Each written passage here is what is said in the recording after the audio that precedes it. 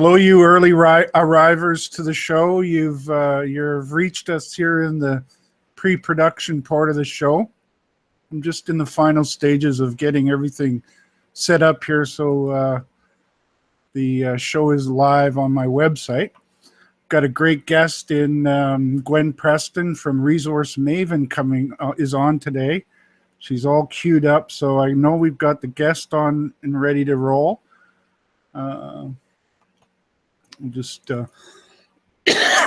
not quite sure why that's the shot I got, but it'll still work. As I said, I'm just in the final stages of getting everything live on my website, so bear with me for about another 30 seconds, and then we're going to get rolling. We're going to talk about some of the market. We're going to talk about some stocks, what everybody loves to hear about these days. Gwen is has a keen eye for all the top names out there in the resource space. So we're going to have a great show, and it is all set up. I just have to check one more thing here, make sure it's live on the website. And it is. So perfect. We're ready to roll, and I've got everything on a screen share today. So as Gwen and I are speaking, you can look at the screen and see. I'll be going through websites and everything so you can see what we're talking about. Perfect. We are live, and on that note, I'm going to get rolling. Welcome to the show, everybody. I'm Alan Barry Labucan. I'm the host of the show and the founder of the Alan Barry Reports. Got a great guest set up for today in Gwen Preston. Gwen Preston is has the Resource Maven publication. She's on top of a lot of the top mining stories out there, a real explorationist. Thanks for coming on, Gwen. Thanks very much for having me. It's been a while. You've been a kind of busy. I guess I owe you a congratulations on the wedding. Oh, thank you. Yeah, summer. We all get busy in the summer trying to balance work and vacation, and I just threw a wedding in there as well. Yeah, and I heard a rumor in true Resource Maven fashion. Did you go on a property visit on your honeymoon? Is that rumor true? Well, I don't know if it's called a honeymoon if your new husband does not come. Okay. I did go to the Yukon only a few days after the wedding. Yes. Okay. We'll go on a real honeymoon some other time. Okay, good. But you were still out there shortly after you're with your wedding dress on still. Almost, yeah. When the market gets going after a long bear market, you want to get out there and take advantage of the opportunities. So away I went. Absolutely. Well, I'm in the same boat, Gwen. I've been pumping out the content all this year since we got into a stronger market, and you got to make golden hay while the sun shines, and that's right. What I've been trying to do, and you have as well. So what I'm going to do, Gwen, is I'll start with my website sponsorship messages, and then we'll get rolling on the talking about some stocks in the market. Sounds good. Okay. My website sponsors include Nevada Exploration. They're gold focused in Nevada. They're using a unique gold exploration method to unlock Nevada's underexplored regions. You can visit their website at nevadaexploration.com to do your homework. Their stock symbol's NGE. They trade on the Venture Exchange. Another sponsor is Premier Gold Mines. Premier symbol is PG on the Toronto Exchange. Instead of a blurb, I'll just point you to a recent interview we did on Monday with Ewan Downey from Premier Gold, and they gave us a great update. So check that out on my homepage, and check them out at premiergoldmines.com to do your homework. Another sponsor is Sirius Resources. They're gold focused, drilling the extremely exciting high-grade gold target, the Chichu project in Quebec, located next door to Goldcorp's Eleanor Gold Mine. Their website is sirios.com, and their stock symbol's SOI on the venture market. A new sponsor is Tarku. Oh, by the way, I did an interview with Sirius on Tuesday, so go to that on the homepage as well. Tarku Resources is a new sponsor. They're a grassroots gold exploration company in Quebec. They're right beside an old mine, and there's a new road being built to open up the region for Quebec's first diamond mine. They are a very small company, and I like their chances to get bigger. TarkuResources.com is TARKU resources.com. West Red Lake Gold Mines is another sponsor. They're gold focused. They're drilling the high grade gold target, the Hinge Zone in Red Lake with their partner Gold Corp. West Red Lake Gold Mines owns 60%. Gold Corp has a 40% interest. I'm really excited about the target they have there. It's a classic Red Lake gold target. You can visit them at westredlakegold.com. And Wolfden Resources is my final sponsor. They're a base metals focused company. They have a discovery of high grade nickel copper near Snow Lake, Manitoba. They're currently drilling another project they call Nickel Island. Recently did a deal to sell off a project that brings them a bunch of exploration dollars in. Visit their website at wolfden, D-E-N, resources.com to do your homework. On that note, Gwen, I've done my job. We're ready to roll. Sounds good. I think we're actually some of those companies you follow as well. Are you following any of my sponsors? Yes, any comments for them? West Red Lake is one that I've been writing about quite a bit recently. I spent, when was it?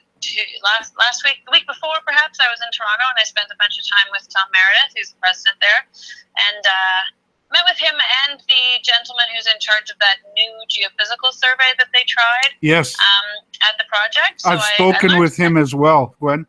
Right. Yeah, I learned a lot about that, and I'm pretty interested. I mean, you know what? I'll give you. Stocks are a little bit hesitant on new geophysical techniques, but at this point, everything's working out, and therefore it all looks really interesting. So, I got a little tidbit to add to you there, Gwen. Sometime you and I got to get together, and I'll show you on Google Earth the contact of where all of those structures come together, and there's a nice big depression in the ground there that everybody's been driving over for years and years and years. And it almost models the same geophysical anomaly at depth. Oh, interesting. Hey, you think I'm just a pretty face? Well, you're that as well, Alan. You're that as well. Thanks, Gwen. So I just wanted to interject that there.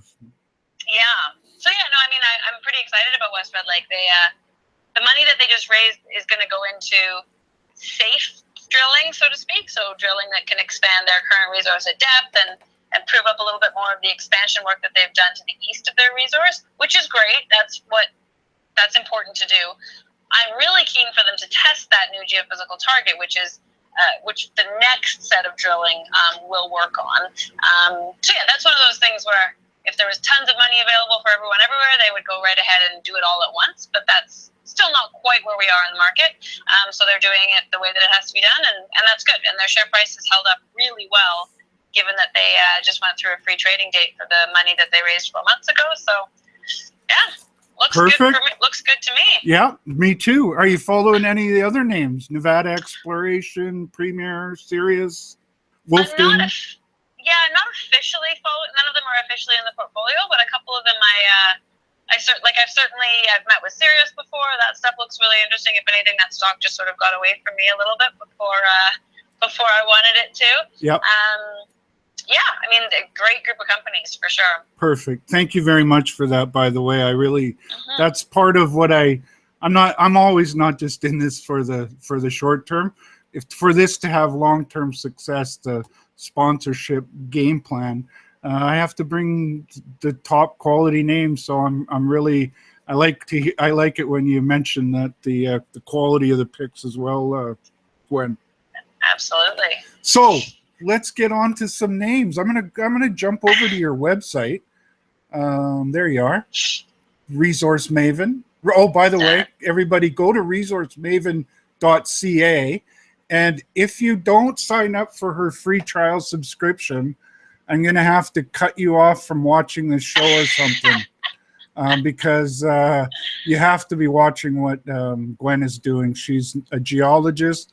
She comes from a journalistic. I'm not actually a geologist. I talk enough about geology that people think I am, and my background's chemistry, so I've got that sort of technical take on things, but I'm not actually a geologist. Okay, so you kick the rocks around and you know a little bit about chemistry, which everybody uses to help them find what's important. So yeah, the rocks. So and you also have a journalist background. I do. I have a master's degree in journalism. Right, and you, I think it was just at a university or something.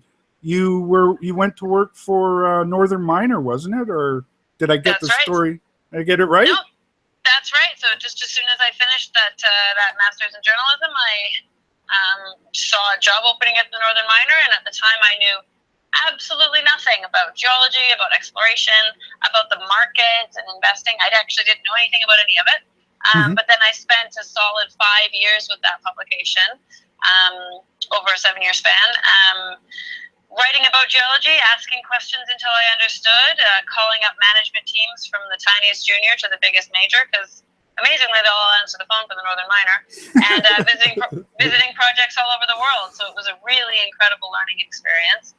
And that's where I got the start of my knowledge and started my network. And yeah. How long's it been since you've been out on your own with the Resource Maven publication, Gwen? So it'll be 2 years next month. 2 years next month. Yeah. Perfect. And so we spoke. Gosh, it must have been 4 or 5 months ago. And I think we had seen the turn in the market by then. And if memory serves me, we had talked about how you were thinking of things of putting them in certain buckets. I remember really being excited about that topic, and sort of it was a bit of an asset allocation on how to speculate rationally. And I would send people back to that as an evergreen type of an interview, because I think there's a lot to be learned from that. But now, Gwen, I think we're well into a new exploration cycle, and I'm seeing a couple trends that I'm really liking. I wanted to bounce those off you. One is I'm seeing that there's a real focus on quality, and the other thing that I really like is that the market that's coming into, the new people that are coming into the market seem to be understanding the importance of exploration. I'm almost feeling like there's a renaissance of exploration happening. Are you feeling somewhat of the same? Absolutely. So I think there's a couple things that are going on there. Just to talk about quality, part of what that is, I think, is that those of us in the industry, the management teams and geologists in the industry, spent 4 terrible bear market years dreaming about what they would do given their next opportunity, right? So they churned through projects. When they found projects that they liked, they looked at all of the data. They really took time and dove through every bit of information that was available to figure out how they could best advance those assets. And they would only even look at the very best assets because things were so terrible. That's what they could look at. Mm-hmm. So we're getting the fruits of those labors now. I mean, they were long fought battles in a bad market, but we're getting the fruits of those labors now. So it really is the best of the best projects that are the ones first out the gate. Because even though we've had 6 months of a good market now, we're still early out the gate, and so we're still in that stage where it's the best projects and it's the organized teams that are the most prominent, the most noticeable out there. I think just in my letter last week, I wrote something about how the risk in with the companies that are sort of out there right now is actually a little bit lower, or perhaps a lot lower, depending on how things turn out, than the risk will be in the opportunities that will crop up 2 years down the road, or 3 years down the road if the market keeps running, right? Because that's when we get into the frenzy and the heyday, and projects that probably shouldn't get attention anyways. So yeah, we're getting quality, and that's fantastic. Well, I'm going to be banging the drum to keep the quality mantra going and doing these kind of shows, because to me, that's always been one of the problems with this industry, Gwen, is that we've been horrible at asset allocation, and a lot of money chases the next stock promotion or the next flavor of the month, and it really doesn't focus in, and that's why we've had such a lack of new discoveries to replace what's being mined out there. And that gets back to my renaissance in exploration point of earlier. Absolutely, and adding to that renaissance and exploration is just the natural pattern of a gold market, which is that back in December or January, if people were buying stocks, they weren't buying West Red Lake or Sirius, because there wasn't much chance that those stocks were going to do anything dramatic in the near term, because gold hadn't turned yet. Mm-hmm. But when gold turned, the first thing that was going to move was going to be, the big boot guys, the Kinrosses, the Agnicos, the B2s, whatever it might be. So sure, we all had our money predominantly in those bigger companies. And then thankfully, those of us who were invested in the market got some good returns off of those. And so the money trickles down, right? So we really need to get some early money and then some confidence. That's what happens in the first few months, right? I felt like this time it was somewhat different, though. I thought that this time the smaller end of the food chain, of the quality, let's call it the quality food chain, the smaller seemed to move the most aggressively and the fastest, and sort of lagged a lot of the majors behind. Well, there's a couple things going on there. Sure, B2 is almost back up at its 2011 high, whereas Goldcorp is nowhere near. Okay. And so, yeah, sure. Excuse me. Sure. But there was a lot of talk, especially January, February, March, about how the mid-tiers were better positioned to have taken advantage of the opportunities of the bear market, and they had been able to come out of that bear market with much better balance sheets. So the majors still had debt loads and problems that they were struggling with. So yeah, we certainly saw some outperformance from the smaller guys before the really big ones. That being said, the big caps also have moved up a lot. So whatever your specific approach was, the big picture theme is that in January, if you were investing, it was in producers, it was in safer stocks that gave you the leverage as soon as gold started to go. And then once there was some confidence that, yes, this is really happening, then we were all able to move down into exploration stocks. And I think there really is, amongst resource-aware investors, there is an understanding that there's a dearth of projects. There absolutely are not enough projects out there to fill demand. For some metals more than others, but in general, that's true.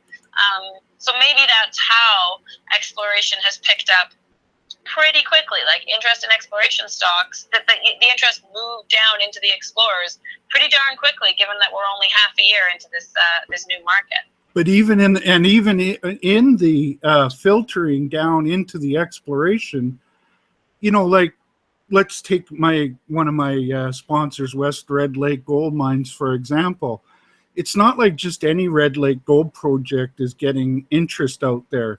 These guys have a JV with Goldcorp, so that's pretty serious. There's been a lot of work done on the past. That's all significant stuff, right? And it's those kind of companies that I see are the ones that are even in the exploration stage. This has got me pretty excited about the improving cash allocation. Well, and I think that's so those qualities of West Red Lake that you just pointed out, that goes back to that discussion of quality that we were having before. So I really think the bear market, the bad projects will return. They do in every good market. But at the beginning stages of a good market, the only projects that they've been selected because they're good, they have management teams that have stayed because they're good management teams who believe in this industry. So at this early stage in a new good market, what we have are quality projects. West Red Lake has 1 million ounces of high-grade gold in a fantastic jurisdiction with a Goldcorp as a partner. For sure, those are really great attributes. It's not moose pasture deal. Yeah, and we're still talking about stage exploration, but it's backed with that like real valuation, right? Like a million ounces of 8 gram gold. Yeah, real stuff. So real stuff. So yeah, the quality aspect is absolutely there. As we progress, companies will increasingly come out of the woodwork, and they'll pick up dusty old projects that are not as deserving as the ones that have been picked up to this point. Well, right? hopefully they get a little bit of exploration money, but it's not where they go out and raise 50 or $100 million at insane valuations that, you know, it's sort of one of those deals where the last person standing when the music stops is in trouble, and a lot of last people are out there. Yeah. And I mean, we may get to that point, but I think we're still early on. So that point is still a good ways away. And right now we're really enjoying, you know, those quality teams that have assets that they are advancing right now. You know, they've been waiting for 2 years to be able to raise money, and now they're out drilling, and that's great. We're also seeing a fair number of teams that are still working on figuring out their vehicle, their project, and debuting on the market. So they're sort of still new stories 6 months into this good market. Mm-hmm. And those offer some pretty interesting opportunity because, of course, a lot of the producers, explorers, developers have already doubled or tripled, whatever it might be. These teams that are just debuting now offer an entry point that hasn't already moved so much.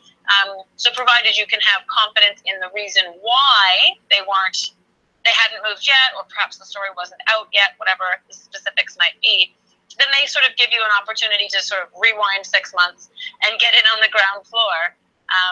So there's no reason to be in a panic if you've missed the boat. There's always a new bus coming along. There's always a new bus, and some of the boats, and a lot of the boats that are up 3-fold, 4-fold, still have a long way to go. So there's no need to panic. Oh, there's a good point. You know, some of those deals that get ahead of themselves, guess what? They get repriced back downward, and they create another opportunity. So we've got a lot on the radar screen these days, Gwen. Let's briefly discuss some of the gold trend, and then let's get into some specific names. That's what everybody wants to hear about.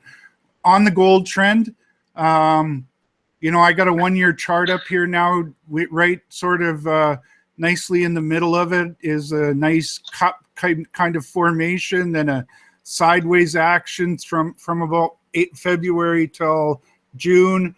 Then we had another move up to a new level in July to the 1350, let's call it. So we started the year down around here at about 1050. Moved up to a new level at 1250, moved up to a new level at 1350. I recently changed my projection for the end of the year to be above 1400 by the end of the year, with a close above 1400. What do you think? You think I might be onto something there, Gwen? It's possible that I have said a very similar thing in my letter. For sure. I mean, that being said, right in this moment, right today, I don't see any obvious catalysts to push gold up, you know, above 1400 tomorrow. Yeah. But of equal importance, or maybe even more importance, I also don't see any reason for gold to lose ground, right? I mean, the dominant forces are still negative real rates and a lack of safety and security in other investment options. Those themes are not going anywhere, right? Absolutely. We've got really expensive U.S. markets, and where people are chasing price because there's no yield available on anything anywhere. We've got negative, you know, government bonds that are yielding negative rates, you know, all around the world. And those negative rates, I mean, that's the fundamental story for gold. And then that gets amplified by the fact that investors, even investors who are most importantly, that includes investors who are not focused on metals or mining, they all remember that metals and mining and gold in particular goes through these cycles, right? So even very generalist investors have had fun investing in gold, right? They've gotten on the bandwagon in generally the right time in these sorts of fiscal environments, and they've ridden it and they've done well. So when talk starts increasing, as it has been, around gold and around the prices up and why that's happening, because negative real rates and bonds and all of these things, people come over to gold and they're like, oh, right, it's happening again. So that's this golden momentum kind of feeds itself. That just amplifies the fundamental arguments that our world has right now about why gold is a good investment. Well, and the fundamentals of supply and demand too. Yeah, for sure. Mm-hmm. Yeah. Well, great minds thinking alike, Gwen. That's what I've been beating the drum on lately too. So let's get into some names. So as you know, I spend a bunch of time on CEO.ca chatting with everybody's ear off there about stocks and the market. I have some names here of questions that were sent my way from the folks at CEO.ca in the chat room. One is BTR is the symbol on that one. Bonterra, yes. They figure you know that one. And I'm going to pull up their stock chart right now. Gwen, what's the story on Bonterra these days?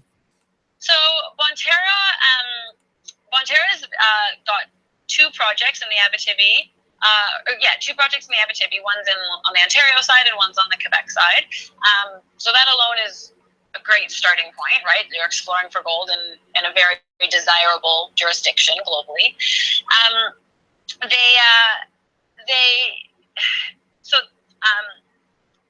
They're a stock that's managed to maintain. So they've been a little bit sideways lately, but they moved up nicely in the market when the market happened in February and March, and that was largely because they've managed to raise money last year when money wasn't generally available, and put together a good drill program and pulled some good results out of that drill program. At the end of the day, they already have a very good resource. Their resource is 9 grams. Is a 9 gram per ton average, and they've got a bunch of targets along trends. There's sort of 3 trends on their Gladiator project. They're all close together. Underexplored, they all have lots of targets on them, and they've done well stepping out along those lines already. The guy who's in charge of their exploration is Dale Ginn, who is a really fantastic is a really fantastic geologist, and he's worked for Gold Corp, Hudbay, a couple juniors, Harmony I think is one of them. Bonterra was able to get their portfolio together predominantly because of Dale's involvement. And at the end of the day, what really matters to me is that he's directing the drills there. He's a really experienced Abitibi explorationist, so that gives me a huge amount of confidence in their exploration outlook. Bonterra also has a really nice share structure. They only got sort of 56 million shares out is the number that comes to mind. I might be a little bit wrong, but it's in that sort of area. And the focus has been pretty much on their main project, which is Gladiator, which is where they've been drilling. It's really close to Oban's Windfall Lake, where they're putting a ton of money in there and exploring. But then they also have this other asset that they were able to pick up for very little. It's called Larder Lake, and that has some really interesting upside as well. They haven't talked about Larder Lake much because just to keep the story focused on Gladiator, but Larder Lake also looks really interesting. So they've been a little quiet in the last few months. They were raising money. That took a little longer than expected. There was a pause in their drilling. Now they're out there drilling again. I think the news flow is going to start coming at the beginning of September, and I'm optimistic that news flow, like drilling results, and then a little bit more on some of the work they've been doing on that second asset, Larder Lake, will bring eyes back to the story. Because they're going to be doing work on Gladiator and the Larder Lake. So they're not going to be on the ground at Larder, but there's a lot of historic information that they're dealing with at Larder, so that they'll be able to at least tell that story much better, right? So they'll be able to at least explain what it is that they've got there. Their main focus will be on this Gladiator project. 100%, And there's a lot of work left to do on Gladiator. In the winter, they stepped to the west because that's where there's more water on the ground, so they wanted to drill there when things were frozen, and now they're stepping to the east along Trent to look that way. So just to put it into context here, what I've done is I pulled up their website. I've gone to their news releases, and I have a map here that it shows Oban's ground, or now it's Osisco, isn't it? I think they're called Osisco now. This is all the blue ground that surrounds all of Bonterra's ground. And then if you look at the two deposits on Oban's ground, one is the Windfall Lake deposit, and the other one is the New Bar, and the Berry, which belongs to Metanor, sits in between them. I was noticing an interesting thing. I can sort of see somewhat of a structure lining up with the lakes through that map. Am I seeing things there? Yeah, for sure. Those northeast trends are dominant in that area for sure. So then on Bonterra's ground, you can see that their land package, the yellow land package there, is also a northeast trend. It's a bit more easterly on their trend in their area, but that's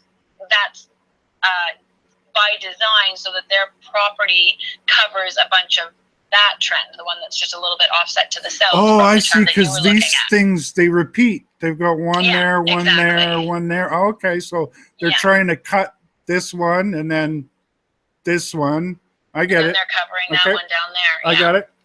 And here's where they've got the resource of 900,000 tons of 9 grams from so it's a 2012. small resource in terms of ounces. It's just 270,000 ounces, but it's a good starting point, and so it shows that there's definitely some high grade gold there, and it's a matter of just growing it. And a good place to look for more ounces of high grade is where you already know there are ounces of high grade.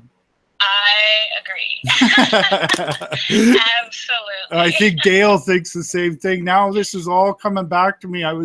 In January, I was at the conference in Vancouver, and I remember talking to Dale, and it was before I think they had just put out some results. And then I had to do more homework and realize Oban was surrounding them. And it's been a good learning curve. Let's go on to another one. NRN is another one people were asking about. Do you follow that NRN? I do follow Northern Shield. Northern Shield is, I love that story. What's the story on Northern Shield? So, one of the real reasons there's a couple reasons I love Northern Shield, but we can start with the fact that a lot of the projects that we talk about in today's market are projects that are not new, right? They were discoveries from the last market that got caught up in a bear turn and sat still for a while. What Northern Shield is working on, provided it happens, which, Well, by the way, before you go further, they have a really nice start to their chart since May. It's been, it's outperforming its moving averages. Interesting. Well, I like the chart story so far, so I'm going to look up their website next, Gwen. Go ahead. Sure. So the thing is that this is a pure exploration story. So Northern Shield, Ian Bliss is the president. He and his geo team there, small group, they've been interested in the Labrador Trough in northern Quebec for a long time. So this is this structure that everyone has always explored for iron. And they came up with what was initially sort of an academic theory that this structure could also host what we call giant nickel copper PGE deposits. Now that's actually a specific kind of deposit. They're like a category of deposit. The biggest one is the Norilsk deposit in northern Russia. Norilsk is absolutely massive, and that is what Northern Shield is looking for, is an absolutely massive high-grade nickel, copper, platinum group element deposit in northern Quebec. And so what they did was they looked at the Labrador Trough. Is that their Huckleberry project? They have a couple. Huckleberry is one of them. They have a couple properties along the trend. Those properties were identified because the Labrador Trough had always been mapped as one unit, as a one kind of gabbro. The whole thing, there's one kind of gabbro. And Ian and his geo were like, that's not possible. Like this huge mass of rock can't just be one kind of gabbro. Mm-hmm. So they did a very large scale like regional sampling program, and what they did was identify that there's two kinds of gabbro in the Labrador Trough. One that is not prospective for mineralization, and another that's less common but that is prospective for mineralization. That's how they identified their projects, and that's what they staked. This is all just staked. They didn't have to buy anything because nobody else has thought of this before. And they've hardly been until 6 weeks ago when they got out in the field this year. They'd only been on the ground at their projects for 5 days, like 1 day in 2014 and 5 days in 2015 because they didn't have any money, right? Mm-hmm. And in that very short period of time, they managed to come back with a lot of smoke. So really high grade copper and nickel and PGE samples showing types of geology, this kind of segregated mineralization that is suggestive of a system that cooled really slowly. Now, a system only cools really slowly if it's really big or if it keeps getting reheated through additional pulses of mineralization. So basically, there's a way to explain that, like almost like boiling water, right? In the temperature and how much water you have to boil. Yeah, exactly. So they identified this stuff. So what they've identified is interesting enough that now South 32 has come in and signed a joint venture on Huckleberry, which is their most advanced project. But like I say, that only means it had 6 days of work on it before South 32 came in. Intensive 6-day program? Exactly, okay, right? Yeah. South 32 also wanted to get their hands on Northern Shield's other projects, particularly Idefix. But Ian said, no, those are not on the table. The only thing on the table is Huckleberry, because they really want to explore Idefix on their own. So at this point, it's early stage. We haven't put a drill on there yet. It's a matter of sampling. It's a matter of structural mapping. So I'm looking at geophysics. I'm looking at their presentation for the Huckleberry, and I see the rocks that you were talking about with the high grade nickel and good high grades of copper, and not too bad on the PGE side, and gold. Really nice copper and nickel really nice copper numbers actually. And then there's a geophysical map here. So there's a couple of things I'm seeing. There's a hot zone sort of at the edge of it, and things get a little cooler in the middle. Am I seeing something there that they're noticing in the field? So yeah, I mean, so I think you're looking at the new VTEM survey that they just flew, right, at Sequoia and at Huckleberry. And they've got the geochem on top of it, and they've got the chem is in close proximity. That's the main thing. So the geochem is lining up nicely with the VTEM anomalies. VTEM anomalies are what you want. It seems to be this kind of mineralization. It actually seems massive sulfide, right? It seems to be edging the anomaly perfectly, actually. All their sample locations, locations and hits seem to be right along the edge of that anomaly. There has to be some ground, something on the ground that is the reason for that. Yeah, I'm not, in terms of how the sampling was done, I'm not sure the details of that, but I know that they already had their concept for where the strike of the zone would be, so that's probably the best explanation. But yeah, I mean, this is just a really cool story, because if they find, I mean, they're looking for something that would, if it exists, a big if there, but if it exists, it would be like a Boise Bay type significance. Like, we're looking for something really, really big, really high grade. Okay. I got it. So it's a punt, right? But the team that's behind it is really good geologists. And South 32 coming on board when there was so little work done, I think is also puts a huge vote of confidence into the theory and the data to date. And we'll get some holes fairly soon, because South 32 is going to get out there with drills. So yeah, it's a really cool story. Adamera, ADZ, another one people have been asking you about. You following Mark and what he's doing down there in Washington? Sorry about my coughing. Not I a have one problem. of these terrible summer colds that like shouldn't ever exist. I feel you. It should be illegal. Terrible. They should totally be illegal. Okay. So yeah, Adamera is a Washington State exploration story, which, I mean, that's sort of surprising off the bat. We don't think of Washington State as being like a gold area. But there's a mill in northern Washington, north central Washington State there called the Kettle River Mill.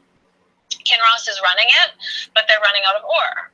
They've been mining something called buckhorn for a while. The mill altogether has produced something like 3 million ounces of gold over the last 25 years from a bunch of different, fairly small but somewhat high-grade deposits in the area. And so Adamera's business plan is to get out there and find more, right? Find more to feed this mill. They've been working this concept for a while. Didn't they recently do some work, maybe geophysical work or some sampling, that gives them another look at things? They're looking at it from a different perspective now. I'm working off my memory here. Sorry, Gwen. No, your memory's doing well. So they did two things. For one, they've done some of their own soil sampling, and they've processed a bunch of soil samples that were taken historically that never got processed. So that has given them some information. But then the other thing they did was they used that interesting novel geophysical technique that West Red Lake used. Adamera has also used that. Right, yes. Those are basically the two companies that have used it. It's Adamera and West Red Lake. So Adamera hasn't talked about it that much. They put out one release a month or maybe 6 weeks ago saying that they'd done it. One of the reasons that they're not talking about it so much is that they're still in the process of tying up some more ground. And they want to make sure that they get that all done. They get their mineral leases done. They get their properties tied up before they start putting maps out there broadly saying, this is where we think everything is, and having somebody else come in and snoop the ground, right? Well, and there's a second reason, and, we've all heard of these black box kind of geophysical techniques that are going to unlock things. And, but why I got into the story a little bit about that theory is because whenever I look at a project, one of the first things I do is pick up Google Earth. And when they went to, actually, I'm going to do it right now. When they went to, when he came and looked at that ground, he wasn't really looking at the geology. He was using his technique to look at depth. But where he found his anomalies were right along the geological structures that I'm looking at. And so that's why I'm interested in the technique. So yeah, this is kind of cool that Adamera, as soon as someone proves it up with a drill hole, you're going to hear more about it. Oh, are you ever? Yeah, for sure. And Adamera also has some good, they've used the bear market fairly well in the sense of really looking at their interpretations of the geology, and they've come up with some pretty cool ideas about why certain holes missed and where that means they should look next. Yep. So, overturned synclines where the deposit that was mined before was above a particular geologic unit, and now they believe they're looking at the other part of the turn, so it should be below. Yep. So there's some really interesting ideas out there. So Adamera, I would say, is a little bit, they went through the bear market like everyone else. They, most of the management team, didn't even take a paycheck for 2 years. This is a very dedicated team. They really believe in their story. And that's not just Vancouver's House Street promotion. I've known Mark for since the Diamond eras. And, that's the way Mark operates. Absolutely. And because of that, they've managed to keep their share count very managed. It's something like 70 million, it's in that ballpark. So it's a good structure still. So yeah, they're still being pretty careful with the money that they spend. I would, as an investor, I'm like, get out there and test stuff, but they're being careful, and that's okay because they did go through like everybody, they went through that bear market, and so they're Yeah, being it was a careful with little their money. traumatic for some, Gwen. Oh, it totally was. Yeah, we shouldn't. It's not even to laugh about. It was traumatic, Well, like, it's laughable now because it's on the. But hopefully, it's well in our rearview mirror now, rearview mirror. not Yeah, facing exactly. us head on every day. I know, hitting you over the head every day. Well, yeah, I'm enjoying that same cold. Too bad. I owe Mark a call. I talked to him about 3 weeks ago, and I owe him a call because I picked another company, Fjordland, that he's involved with as a radar screen pick. And so we also did talk about Adamera. I have to do a little bit more homework, but I like Mark a lot, and he's a sharp guy. There was a quick question. They just wanted your quick comment on EMX since they sold their Turkey asset. Did you have any quick comment on that one, Gwen? Absolutely. I'd say my main comment there is that the fact that Eurasian Minerals was able to sell 2 assets in Turkey in deals that I think are pretty good. They get something between the 2. They get $2.5 million up front. They get royalty or pre-production royalties that are going to total something like $700,000 until things go into production. Like, they're good deals. The fact that Eurasian was able to sign those deals when the Western world was running away scared from the country of Turkey, I think shows what a good job Eurasian does when it gets into a country. So Eurasian has been active in Turkey for a long time. They know a lot of people there. These deals were done with private Turkish companies. That was the only opportunity that was available. There's a lot of companies right now that have what I would call stranded Turkish assets, right? They've got assets in Turkey, but unless you can find a Turkish buyer, you're not going to find a Western buyer because investors are scared of Turkey. But Eurasian can do that because Eurasian has a couple particular skill sets, and one of them is establishing, a very good presence in frontier countries. Now, Turkey isn't really a frontier country now, but they were when Eurasian got there. And they're very well respected and well known there, and that's why they were able Gwen, to cut these deals. Was this one of the ones from when you did one of your conferences? One of those prospect generators that were one of your picks? Yeah, for sure. So okay. Eurasian's definitely a prospect generator, but the interesting thing is that now you would perhaps better call them a royalty generator. So what's cool there is that project generator is a great business model. We all know that it tries to focus on creating a sustainable business model where money's coming in the door instead of just going out the door, which is different than most exploration businesses. But that's more about managing your exploration dollar and letting somebody else spend the money on your project. Royalty generator is a whole different ball of wax.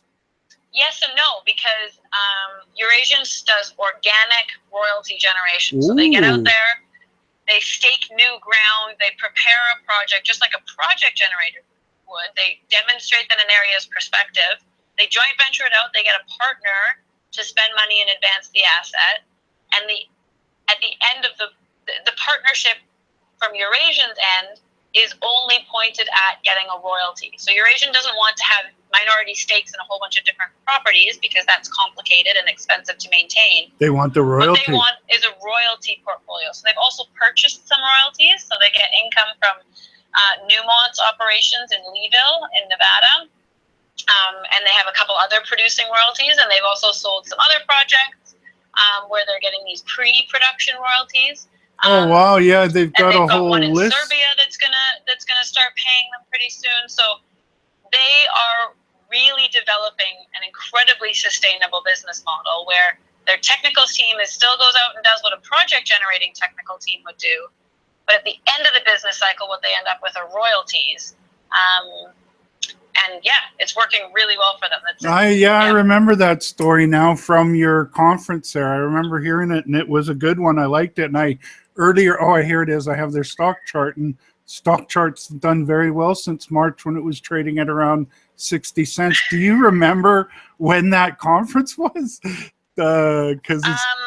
did one in May, so we did one in January and we did one in May. Well, even if it was in May, it was still about $1 and a bit. Now it's $1.70 today. Looking the other good. big thing that happened with Eurasian was that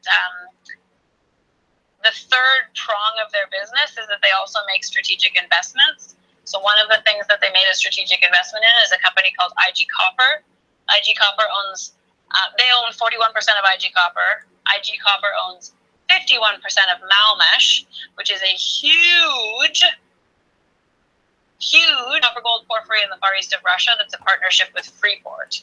Now, that asset was stuck for several years in a Russian process called the Strategic Asset Review. It's a big enough asset that the Russian government had the right to buy it at its terms from the owners. Except that just a few weeks ago, Malmesh exited that project, and the Russian government said, no, we are not going to take your asset. Go ahead and do with it what you want to do.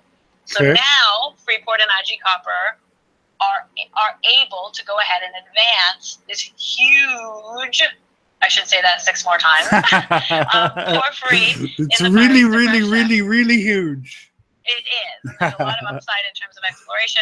It may be in the far east of Russia, but it's actually close to infrastructure. There's rail lines, there's roads, there's power lines, and there's a river all right there. So this is the kind of asset. It's not going to happen overnight. And that part of the country has actually had a lot of work over the years. There's been a lot of diamond exploration up in that northeastern side, I believe.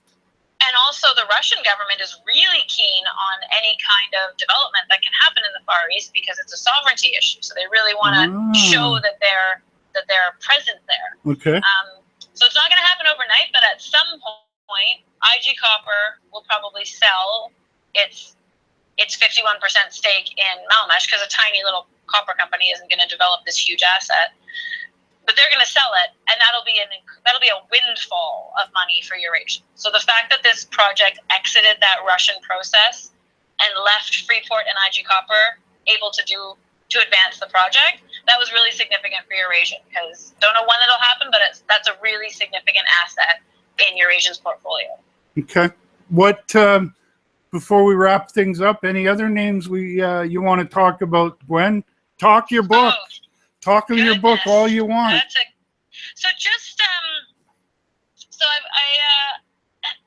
should I talk about? I always feel bad trying to choose like one or two to talk about. Okay, some gold. Okay, how about a gold name? You got a gold name? Sure, of course I've got a gold name. So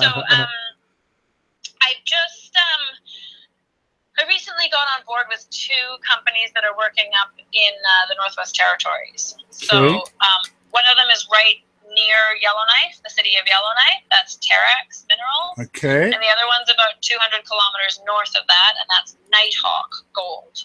Okay. So TXR is one symbol, and NHK is the other symbol. You know, it's the second time today I've heard Terra X mentioned. Oh, really? Interesting. Gianni Kovacevic, yeah. I think is how you say it. I probably messed it up, but he did an interview on Small Cap Power a little while ago, and this was one of his picks. Them? Yeah. Oh, interesting.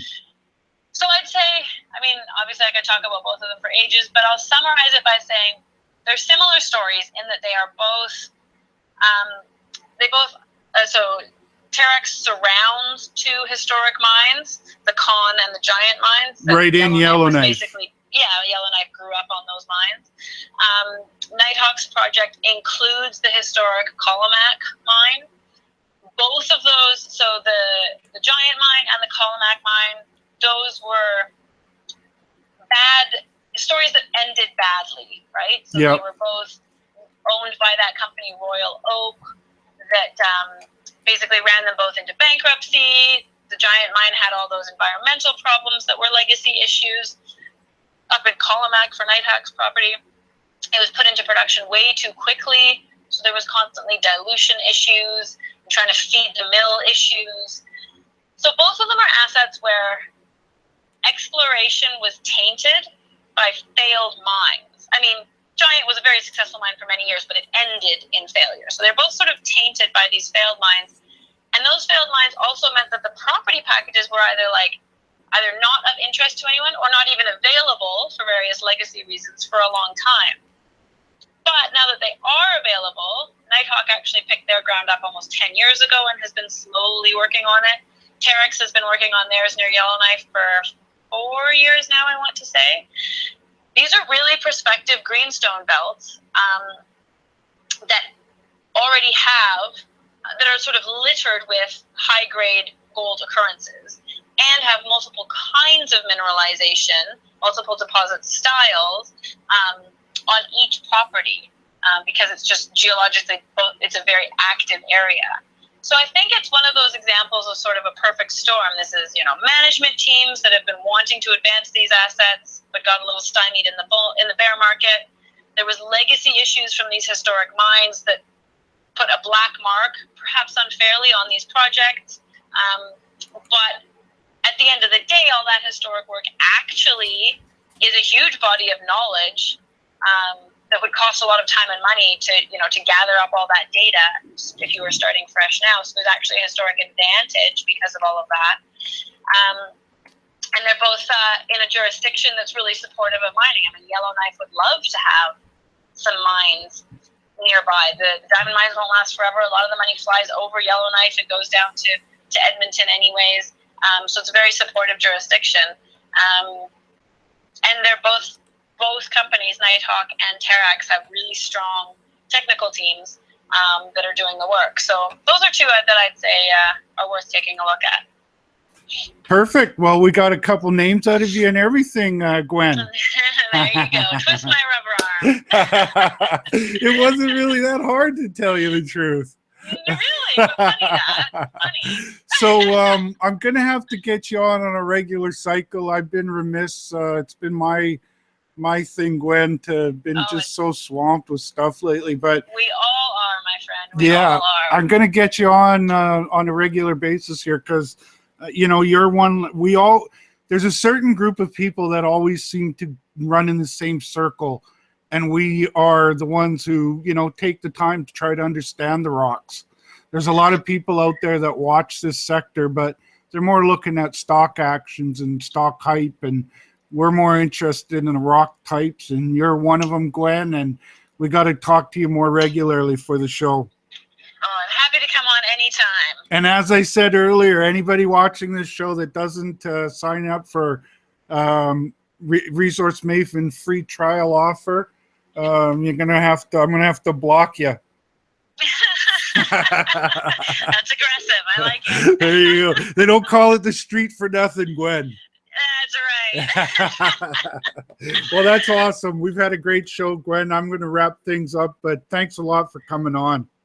Thanks so much for having me. You've been great at giving us insights into a bunch of my sponsors, companies you're following, and your picks. So it's been awesome. Awesome. Well, let's talk again soon. All right. I'll let you hang up and I'll close things off. All right. Take care. Okay. Bye-bye. See you soon. Bye-bye.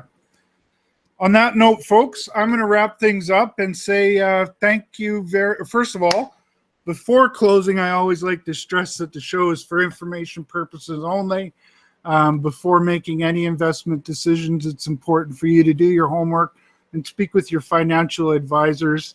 And also, I want to say my thank yous. I want to thank my sponsors. I've got my website up here right now for the video, and you can see all my sponsors.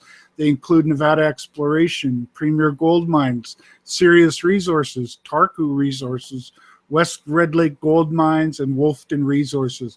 Those are the companies that make my work possible, and I thank them on behalf of my audience. I would also like to thank my guests. Gwen Preston, she's an awesome guest, a really sharp young lady, and I'm glad to be able to bring her on the show. And most importantly, thank you to the audience. If you didn't show up, it wouldn't be worth doing the show. On that note, have a great day, and we'll talk to you soon.